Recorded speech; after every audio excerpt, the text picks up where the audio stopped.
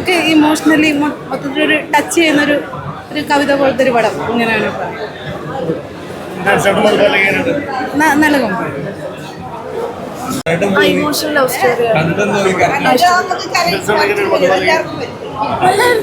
അവരെയൊക്കെ നല്ലതായിരുന്നു. പിന്നെ അത് വിട്ടുപോയിട്ടുണ്ടെങ്കിൽ മനസ്സിലാവും. ഒരു സ്ലോ മോഷൻ ഒരു പ്രണയകഥ. കുഴപ്പമില്ലായിരുന്നു, നല്ലതായിരുന്നു. ലാസ്റ്റ് ഒന്ന് കരഞ്ഞു പോയി. ഇമോഷണൽ പിന്നെ നല്ലായിരുന്നു. പടം അടിപൊളി പടം, ഒന്നും പറയാനില്ല. അതായത് നിങ്ങൾ വിചാരിക്കുന്ന ഒരു തട്ടുപൊളിപ്പൻ പടമല്ല. ഇതൊരു 30 വയസ്സിന് കഴിഞ്ഞ ആളുകൾക്ക് കാണാൻ പറ്റുന്നൊരു സിനിമ. എല്ലാവർക്കും കാണാം. പക്ഷേ യൂത്തിന് അത്രമാത്രം അത് ഫീൽ ചെയ്യുന്ന എനിക്കറിയില്ല.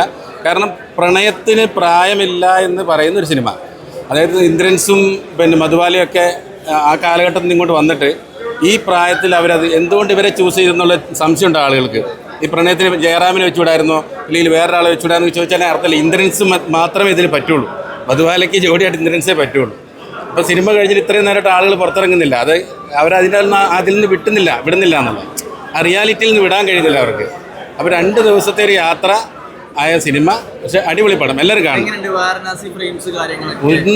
കാരണം വാരണാസി ഒന്നും നേരിട്ട് പോയി കാണാത്തവർക്ക് കാണാനുള്ള എക്സ്പീരിയൻസ് ആണിത്. എന്താണ് വാരണാസി എന്ന് അറിയാനും അവിടെ എന്താണ് നടക്കുന്നത് അറിയാനും ഈ സിനിമ കാണുന്നത് നന്നായിരിക്കും. അതാ പറഞ്ഞത്. അത് പടത്തിന് ആ ഒരു അതേ 30 വയസ്സിന് മുകളിലോട്ടുള്ളവർക്ക് ആ ഇമോഷണൽ ഫീൽ ചെയ്യാൻ പറ്റുള്ളൂ. എനിക്ക് തോന്നുന്നില്ല നിങ്ങളെപ്പോലുള്ള ആളുകൾക്ക് യൂത്തിന് പറ്റുന്നു. നിങ്ങൾക്ക് ഫീലായി. അപ്പോൾ അതുകൊണ്ട് അങ്ങനെയാണെങ്കിൽ ആ പടം സക്സസ്. കാരണം ഒരുപാട് ഇതില്ലാതെ ഇറക്കിയൊരു പടം അല്ലേ. പെട്ടെന്ന് ഇറങ്ങിയൊരു ചിന്ന ആശ ആ പേരിലുണ്ട് അർത്ഥം. ചെറിയ ആഗ്രഹങ്ങൾ ഓരോ ആളുകളുടെ ഉള്ളിലുണ്ടെന്നും ഏറ്റവും കൂടുതൽ സ്ത്രീകൾക്ക് ഉണ്ടാകുന്ന ഒരു വികാരങ്ങൾ എന്ന് പറയുന്നത് അത് പുരുഷന്മാർ മനസ്സിലാക്കേണ്ട കാര്യങ്ങൾ അതെല്ലാം ഇതിനകത്ത് എഴുതി വെച്ചിട്ടുണ്ട്. അവിടെ നല്ല അതാ പറഞ്ഞത്. മധുബാലയ്ക്ക് എങ്ങനെ ഇന്ദ്രൻസ് എന്നുള്ള ജോഡി ഭയങ്കരമായിട്ട് വർക്കൗട്ടായി എന്നുള്ളതാണ്. ഒരിക്കലും ഒരാളുടെ ഫേസ് അല്ല അളക്കുന്നത് എന്നുള്ളതാണ്. സ്ത്രീകൾ ഒരിക്കലും പുരുഷൻ്റെ ഭാഗ്യ സൗന്ദര്യത്തെ അല്ല ആഗ്രഹിക്കുന്നു എന്നുള്ളതിൻ്റെ ഒരു തെളിവ് കൂടിയാണ് ഈ പടം. പുരുഷന്മാരെല്ലാവരും മത്സരിപ്പിച്ച് നടന്ന കാര്യമില്ല.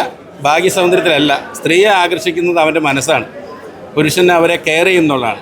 ആ കെയറിങ് കൃത്യമായിട്ടും ഇതിനകത്ത് ചിത്രീകരിച്ചിട്ടുണ്ട്. ഒട്ടും പ്രതീക്ഷിച്ചില്ല ഇത്ര ഒരു നല്ല പടമായിരിക്കും.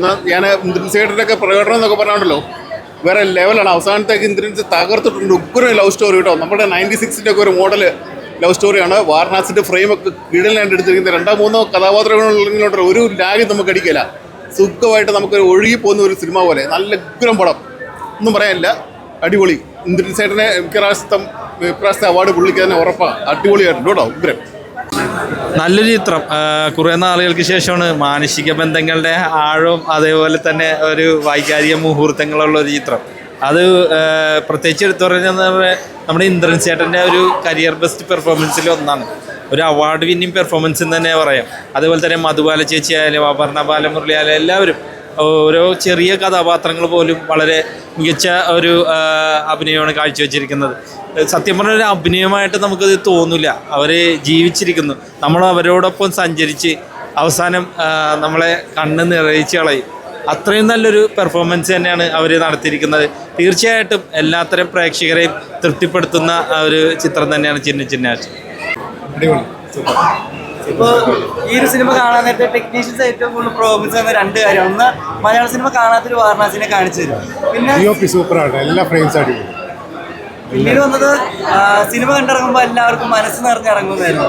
ഈ 2 പെർഫോമൻസ് കൃത്യമായിട്ട് തിയേറ്ററിൽ ചേട്ടൻ ഏറ്റവും കൂടുതൽ ഗൂസ് ബംപ്സ് മൊമെന്റ് ആയിട്ട് പറയാൻ പറ്റുന്നതായിരിക്കും. ഫ്രെയിംസ് ആണ്, എനിക്ക് എല്ലാ ഫ്രെയിംസും ഇഷ്ടപ്പെട്ടു.